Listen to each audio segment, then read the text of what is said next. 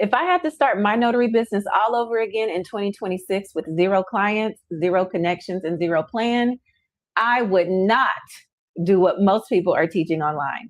In this video, I'm walking you through the exact step-by-step blueprint I would follow to go from 0 to paid clients.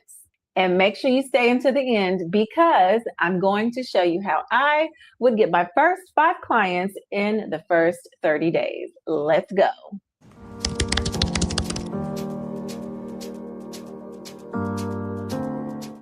Hey, I'm Amber, educator and founder at Notary Training Hub, and I've helped thousands of aspiring notaries start and grow profitable businesses. But here's the truth. Most people don't fail because they can't become a notary. They fail because they don't know how to turn it into a business. So let's fix that. Before we jump into the steps, let's clear this up. Most people think, hey, I'll become a notary and clients will come. Signing services will just make me money. And another thing I hear is, I just need my commission. No, absolutely not. That's not how this works.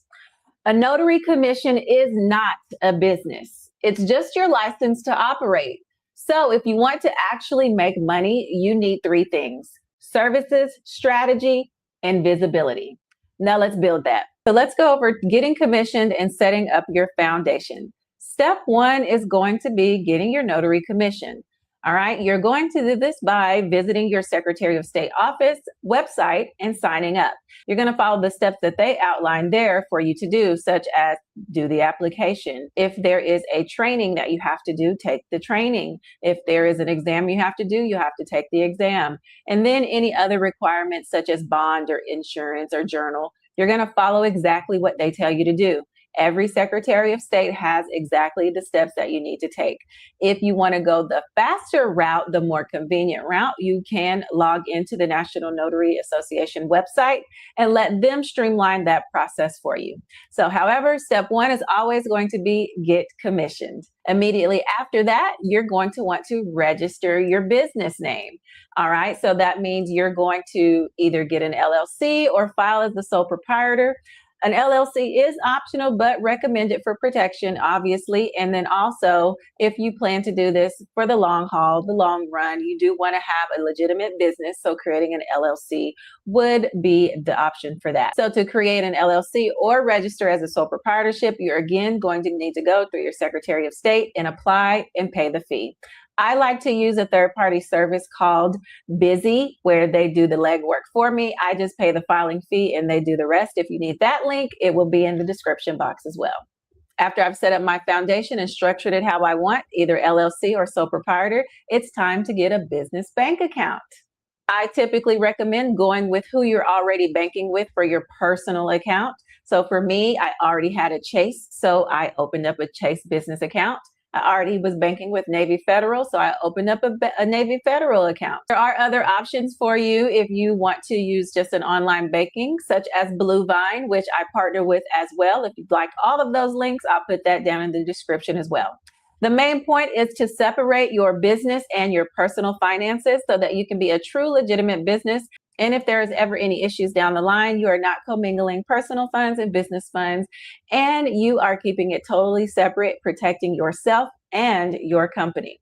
Immediately after that, I'm going to go to the irs.gov, to get an EIN number, or what we call an employment identification number. You'll want to think of this as the Social Security number, but for your business. So when you file taxes, as you know, for your personal taxes, you have to provide your Social Security number as an identifying factor so that they know who you are, what you're filing. Same for your business. They need to identify your business. So an EIN number does that for you. It's also beneficial for when you become a notary or a signing agent, when you're filling out signing service profiles, W-2s, and they're asking for your tax filing number. Instead of putting a Social Security number, you'll want to put an EIN number. And that again protects you because there's already enough data breaches out here. We don't need someone else able to see what your social security number is. So go ahead and get a free EIN number from the irs.gov website and attach it to your business. Next, you'll want to create a professional email. I recommend going through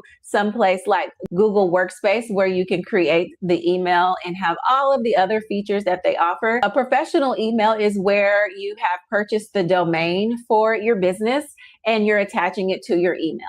So an email that is not a professional email would be amberthenotary@gmail.com.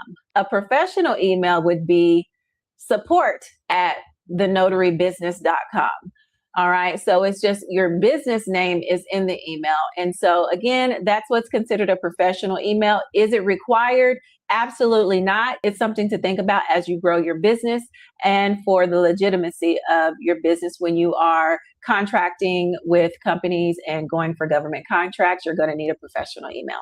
So again, the things I'm recommending are for building a business, all right? I am not talking about if you're wanting to have this as a side hustle or a hobby, if you're wanting to truly build this as a business. Next, let's talk about choosing services that actually make money. This is where most people mess up. They become a notary and then they wait. No, we're choosing services strategically over here. Here are the top service that I would start with. Number one, we've got general notary work. That's quick cash, local clients. I love general notary work. Next, we've got loan signings. This is higher ticket. It will require you to get a few more credentials. Next, we've got apostille services. This is my bread and butter, my favorite. It is a huge opportunity, also low competition. And then there's I-9 verifications for those employers that are bringing on those new employees with this requirement that they have to do before they start work. And last but not least is estate planning documents and estate planning notarizations for things like wills, trust, medical directives. The goal is not to rely only on one stream. It's to stack your income. This is exactly what I teach students in our classes, multiple streams under one business. Next, you're going to want to set your prices like a CEO. So we're going to talk about something people are scared to do. And of course, that's the pricing breakdown. Before we start this, I want you to understand that I really, really need you to make sure that you have your notary handbook and your state law so you'll know exactly what you're allowed to charge for your notarization fee and for travel, if you're allowed to charge for travel. I'll preface this by also saying you do need to go ahead and do some market analysis, competitor analysis, so you are comparable to the people in your city or zone. Today is a generic pricing breakdown. So let's get to it. There is the state fee. That should be the baseline for your charges. How much is your state allowing you to charge per notarization? That's your baseline. Then you can tack on the travel fee if allowed. This is where mobile notaries make money.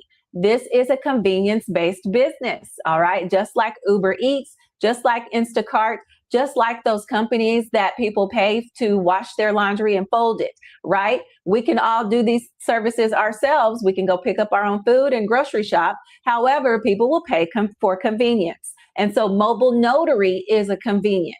So you're tacking on that convenience part to the notarization. And that's where mobile notaries really earn the higher income. So you're going to determine what your travel fee is for your notary business, whether you have to go by what the state says you can charge for travel, or if you are making up your own travel/convenience fee according to your state laws. Speaking of convenience fee, you'll want to determine what is your convenience fee for your business. All right, convenience fee equals premium service. Again, I can't say it enough. This is a convenience-based business. Anybody can come up and charge $5, $10 for their notary, but the client has to travel and find a notary that's available, and then find a notary that does it correctly, and then find a notary that will know what to do to that document. That is hard. There are a lot of people that will just pay the extra money to have you come to them and do it right the first time. So if you're only charging the state fee, you're definitely not running a business. You're volunteering. So let's go over a quick example. I would say notarization is $10. My travel fee would be $40 to $75. And then after hours would be my convenience fee. Someone calls me and they need me to come at 9 p.m. That's premium pricing. So I'm going to tack on an additional cost. As you can see, right, my fee has just gone from the basic $10 to over $100, again, for that same 10 minutes of my time. However, I did use my gas and I did travel outside of my normal office hours. So that is what you want to think about when you are creating your pricing for your business. You don't want to just go off of just the state fee. You do need to go off of what the state allows you to charge, and then think like a business owner. All right, stacking your services and stacking the convenience of your business. All right, let's go over marketing. If I had 0 clients, this is exactly what I would do. Week 1, I would set up a Google business profile ASAP. I would add services, photos, keywords, and have a posting schedule. Then in week 2, I would go ahead and start posting locally. That's on Facebook groups, Nextdoor, Google Post. These are all going to help with your local search, all right? Then I would tell everyone what I do. Everyone, everywhere I go, someone would know that I am a notary or apostille service provider or whatever the service is that I provide. Everyone would know about it. By week 3, I'd be in person marketing. I'd be visiting nursing homes, retirement centers, chamber of commerce events, law offices, real estate offices, co-working spaces, and shipping centers like UPS and FedEx. These are a gold mine. They send me work weekly. Then in week 4 of this 30-day plan, I would dedicate to follow up. This is where many notaries drop the ball. They don't follow up. So in week 4, I would be dedicating that time to following up and asking for referrals. Marketing is not optional for this business. Visibility equals income. Your digital footprint matters. You've got to be visible and you've got to show that you are a trustworthy business for them to book your service. All right, let's talk about how I would get my first 5 clients. So let's make this practical. If I needed clients this week, here's what I would do. Again, I would post in 3 local Facebook groups today. Then I would message 5 local businesses. I would optimize my Google business profile. I would let everyone know I offer same-day service, and I would ask every client for a referral.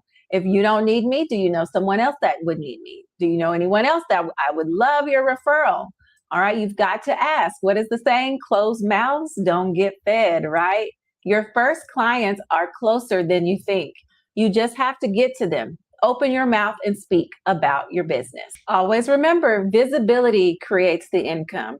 Being consistent builds a real business. If this helped you, you're going to want to watch the next video where I break down the biggest mistakes new notaries make that keep them stuck and broke. And if you're serious about building your notary business the right way, I'll link my training below where I walk you through this step by step. I'll see y'all at the next one. Happy stamping.